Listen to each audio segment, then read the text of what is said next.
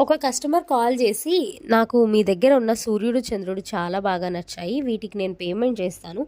But ఇవాళే complete payment చేయలేను. ఈరోజు ఒక 8,000 చేస్తాను. రేపొద్దున్న ఇంకొంచెం చేస్తాను.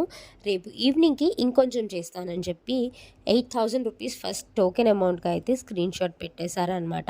సో, ఆర్డర్ ప్లేస్ అయిపోయింది కదా అని చెప్పి ప్రోడక్ట్ కంప్లీట్ అయిన తర్వాత మేడంకి మెసేజ్ పెట్టాను. So, almost 15,000 rupees next day మార్నింగే 6:00కి వేసేశారు. ఇంకా నేను మీకు ఎంత బ్యాలెన్స్ ఉన్నానో నాకొక్కసారి స్క్రీన్‌షాట్ పెట్టండి అని చెప్తే, ఆ అకౌంట్ అంతా డీటెయిల్డ్‌గా నోట్ చేసి మేడంకి పోస్ట్ చేశా. ఇలా చేసిన తర్వాత అకౌంట్ క్లియర్ అయిందేమో ఒకసారి చూసి డిస్పాచ్ చేసేద్దాము.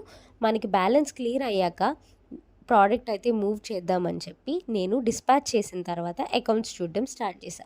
ఎక్కడ మేడం ట్రాన్సాక్షన్ ఐడీ కానీ ఏది కనిపించట్లేదు. డిస్పాచ్ అయిపోయింది కదా! మేడంకి ఒకసారి కాల్ చేసి